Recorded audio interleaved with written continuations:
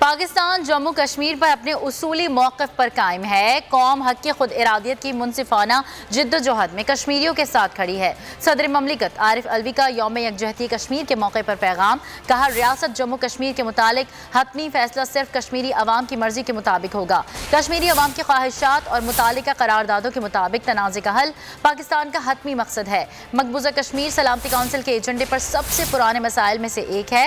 भारतीय हट धर्मी, इंसानी हुकूक और आलमी क़वानीन की खिलाफ वर्जियों की वजह से तनाज़ा हल ना हो सका। सदर ममलिकत ने कश्मीरियों को हक़ खुद इरादियत के जायज़ हक़ के लिए बेमिसाल अज़्म पर खिराज तहसीन पेश करते हुए कहा कि कश्मीरी अवाम जबर नाजायज़ कब्ज़े के खिलाफ जुर्रतमंदाना जिद्दोजहद में ज़रूर सुरखरू होंगे। पाकिस्तान जम्मू कश्मीर पर अपने उसूली मौक़िफ़ पर कायम है। कौम हक़ के खुद इरादियत की मुनसिफाना जिद्दोजहद में कश्मीरियों के साथ खड़ी है। सदर ममलिकत आरिफ अलवी का यौम यकजहती कश्मीर के मौके पर पैगाम। कहा, रियासत जम्मू कश्मीर के मुतालिक हतमी फैसला सिर्फ कश्मीरी अवाम की मर्जी के मुताबिक होगा। कश्मीरी अवाम की ख्वाहिशात और मुतालिका करारदादों के मुताबिक तनाज़े का हल पाकिस्तान का हतमी मकसद है। और इसी हवाले से बात करेंगे, हमारे साथ मौजूद हैं राजा अब्दुल रज़ाक, आप चेयरमैन हैं पाक American think tank on Kashmir. बहुत शुक्रिया अब्दुल रज़ाक साहब, आपने वक्त दिया। क्या कहेंगे, आज यौम यकजहती कश्मीर मनाया जा रहा है, इस वक्त जो कश्मीर में सूरत हाल है उस हवाले से क्या कहेंगे? आज उन्होंने यौम यकजहती कश्मीर के मौके पे मुझे अपने हालात का इज़हार करने का मौका दिया।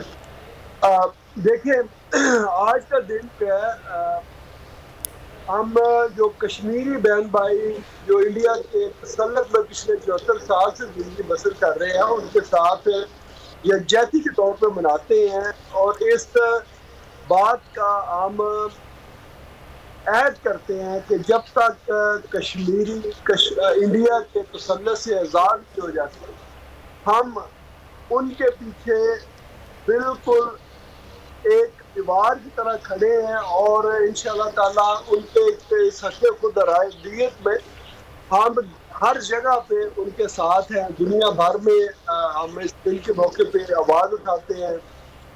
अक़वाम मुत्तहिदा के सामने कल यहाँ पे अमरीका में मुज़ाहरा किया जाएगा। इस वक्त रात है और सुबह जो है वो 5 फरवरी का दिन है और इस दिन में हम जो है वो दुनिया भर में आवाज़ उठाते हैं और दुनिया का जो ज़मीर है उसको जगाने की कोशिश करते हैं कि अक़वाम मुत्तहिदा ने जो कश्मीरियों के साथ वादा किया था कि उनको सेल्फ डिटर्मिनेशन का राइट दिया जाएगा, उस वादे को वो पूरा करें।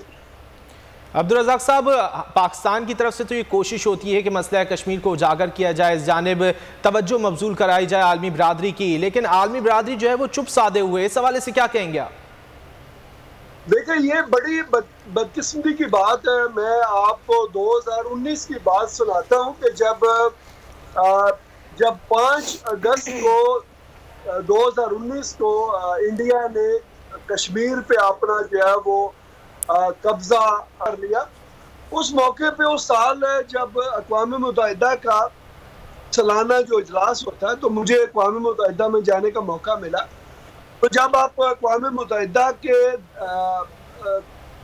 इंटरेस्ट में आप जैसे इंटर होते हैं तो उन्होंने अपने दरवाजे के सामने अपनी प्रायोरिटीज जो है ना वो लिखी हुई थी कि हम ये काम करेंगे, हम ये करेंगे, हम ये करेंगे। तो वहाँ पे 17 पॉइंट्स थे जो अक़वाम मुत्तहिदा कहता है कि इनके लिए हम काम करते हैं। हम पोल्यूशन के लिए काम करते हैं, हम गुर्बत के लिए काम करते हैं, मतलब डिफरेंट चीजें लिखी हुई थी। तो नंबर 16 जो सेकंड लास्ट था 17 के पास, वहां पे लिखा हुआ था कि पीस एंड सिक्योरिटी के लिए जो है अक़वाम मुत्तहिदा काम करेगी। तो मैं वहां पे वो पढ़ के रुक गया कि ये जो 16 पॉइंट है इसके लिए अक़वाम मुत्तहिदा को बनाया गया था कि वो दुनिया के जो डिस्प्यूट है वो रिजॉल्व करेगी और पीस को और ह्यूमन राइट्स को जो है ना वो इंश्योर करेगी। मगर अब जो है इनका सेकंड लास्ट वो प्रायोरिटीज में आ गया।